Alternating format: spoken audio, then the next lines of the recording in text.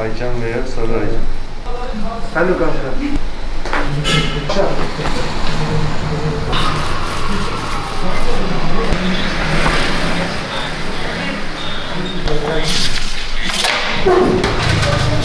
Oğlum bir tabak ver.